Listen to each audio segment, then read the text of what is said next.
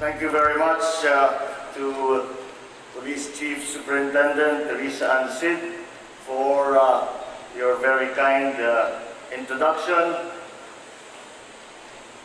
The Deputy Chief of PNP for Operations, Police Deputy Director General Marcelo Garbo Jr., the Acting Chief of the Directorial Staff, Police Director Danilo Constantino, all the officers, men and women of the Philippine National Police who are here today, ladies and gentlemen, good morning. Before I continue, may I ask the troop commander to please give the troops tikas pahinga. Tikas! Ho! Tikas! Ho! Good morning, ladies and gentlemen. Sa buong hanay ng ating magigiting at matatapang na membro ng ating kapulisan, lalong-lalo na sa mga kasapi ng PNP Crime Lab na ngayon ay nagdiriwang ang ika-70 anibersaryo ng kanyang pagkakatatag. Other esteemed guests and friends, isang maganda at mahalagang umaga sa inyong lahat. First, I would like to thank you for the very kind invitation that you have extended me to be your guest and speaker at today's celebration of the 70th Crime Laboratory Anniversary. I consider myself a part of the extended family of your police force now, having been adopted last year as honorary member of PNPA Class 1989. Kaya naman po, ulit kong sasabihin, maraming salamat sa inyong pagkumbida, sa inyong habang lingkod upang makasama kayong lahat sa umagang ito. I also would like to thank the Crime Lab's offer to conduct a DNA test on me. But as I enjoy being part of an urban legend, kung siya ba ay yung totoong Bongbong o hindi, I decline the offer to maintain an air of mystery. I am truly privileged to have been chosen by your organization to be with you all this morning in marking this historic milestone of the PNP Crime Lab. Hindi biro ang umabot sa 70 years. Ayon sa World Health Organization, the average life expectancy of a Filipino is 68 years. The PNP Crime Lab has already outlived the Filipino life expectancy rate. Congratulations, kahit na senior citizen at septuagenarian na. I found this year's theme to be very interesting because of the double meaning it conveys. 70 years of dynamic forensic service for the Filipino and beyond. On the one hand, the PNP Crime Lab yearns full of hope to continue to be of meaningful service to the nation. Sa kabilang banda, para bang ipinapahiwatig ang tema para sa serbisyong ginagampanan ng Crime Lab sa lipunan. The service that it provides to the citizenry, quite literally, extends to the great beyond, to the afterlife. Gamitin natin ang isang konkretong halimbawa. Sa isang karaniwang kaso ninyo na found dead body, you are capable of delivering justice to the victim of crime by providing the answers to the cause of death and the identity of the perpetrator through the application of science, using the clues wittingly or unwittingly left in the scene. In the case of disaster, victim identification, justice is likewise served to the dead by uniting them with their relatives and allowing them to be given decent and respectable burials by their families. In both these cases, grave injustice will have otherwise been caused owing to the sheer anonymity borne by the circumstances. Without timely and effective intervention, the perpetrator will have been allowed to flee with impunity, and the victims allowed to helplessly disappear, to be lost forever, and hopelessly remain but a sad memory to the hearts and minds of the loved ones that they have left behind. The double entendre cleverly fashioned by your theme captures the very essence of what should be the primordial aspiration of the Crime Lab as an institution of government. As much as we hope for the Crime Lab's continued existence for more decades to come, we should also aspire for the Crime Lab's continued accomplishment of its mandate to the public, which is the effective delivery of justice through forensic science. The way I see it, the Crime Lab contributes to the maintenance of peace and order and the rule of law, not so much directly in the areas of crime prevention or crime suppression, but the equally important area of crime solving, which paves the way for the attainment of justice. Ultimately, the efficiency and accuracy that result from the application of science both accelerate and circumscribe this goal of delivering justice, and this indirectly creates for the community an enduring atmosphere of peace and order through the deterrent effects of an effective criminal justice system. Sabi nga ng motto sa PNP Crime Lab, science, truth, justice. One can immediately see that the undisputed end goal of your mandate is justice. The dynamics of those virtues is that they work progressively, almost chronological in order. Application of science in order to discover and uncover the truth, with the ultimate objective of achieving that justice. Clearly, science in itself is not the end goal, but rather the means employed. Katarungan talaga ang pangunahing pakay.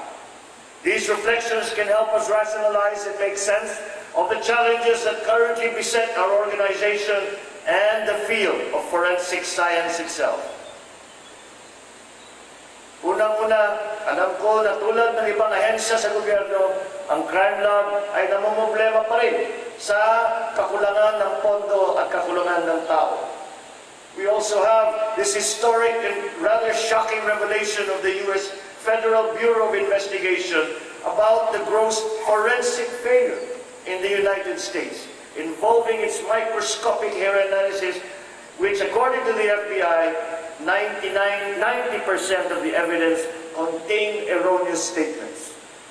And what made this very shocking is the fact that this faulty evidence has been the basis of criminal convictions, some of which involve even the death penalty. Nakakatakot po kung ating iisiping mabuti. United States na po ang ating pinag-uusapan. Sometimes we wonder how a country as wealthy, as powerful, and as progressive as the United States can still be a victim of its own success and technological advancement. Even DNA testing has been the subject of criticism, even in its present supposedly very advanced state. Halimbawa, yung nangyari sa kaawa-awang si Lucas Anderson ng California, USA.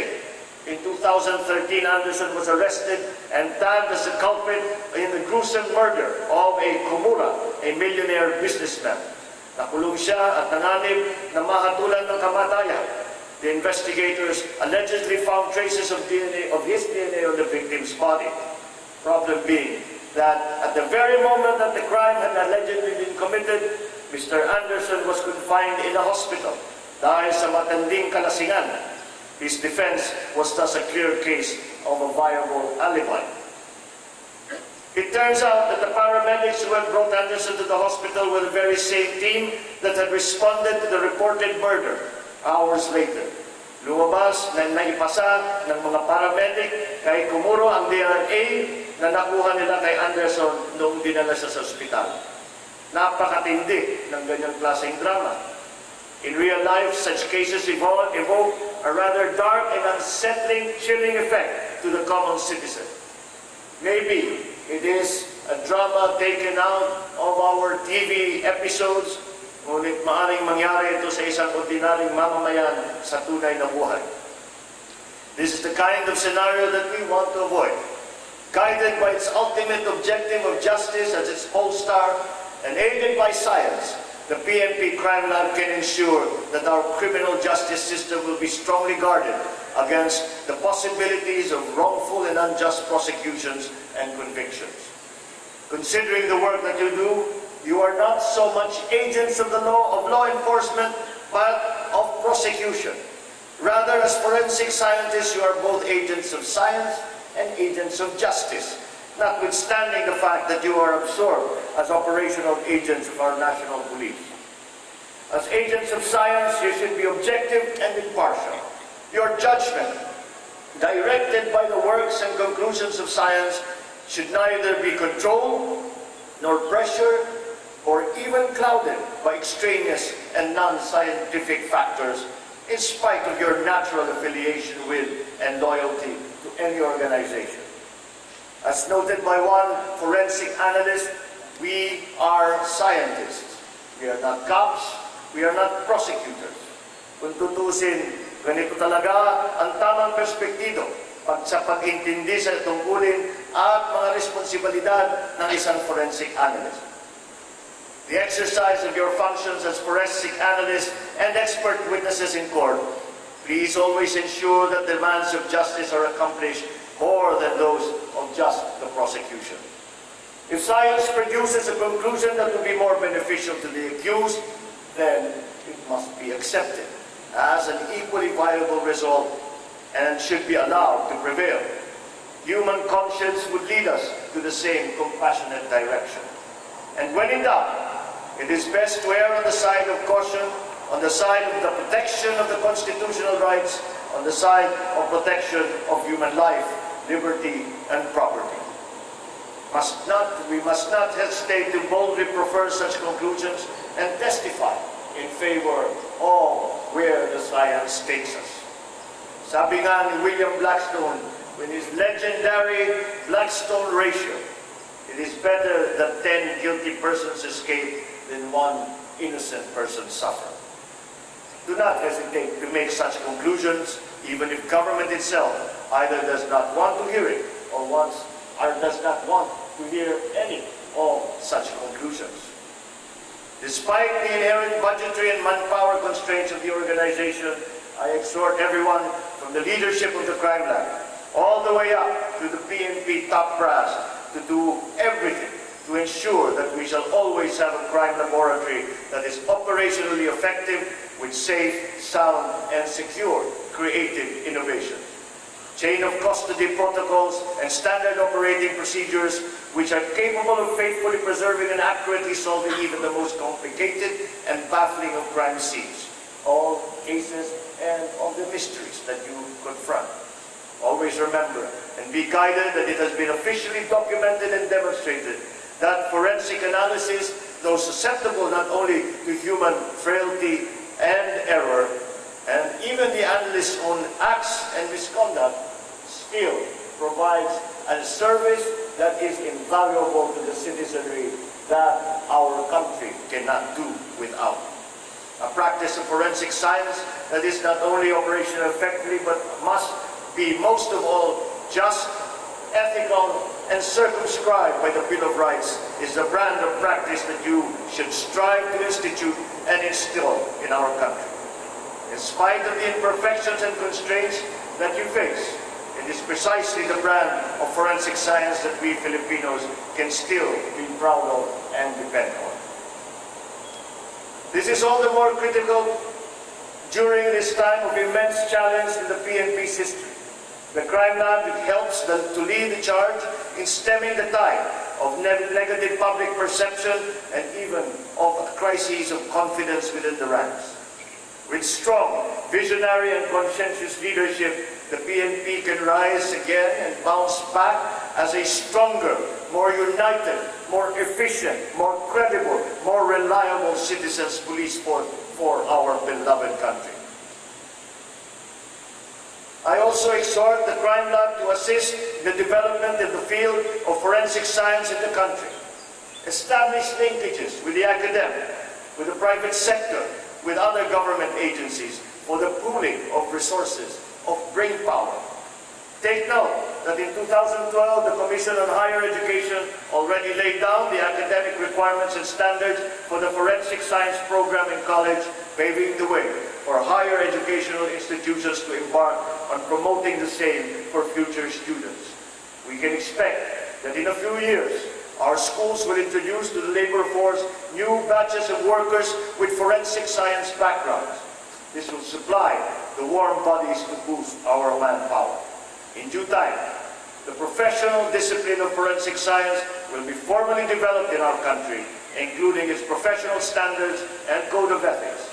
The PNP Crime Lab will be instrumental in bringing about this robust change in our public service.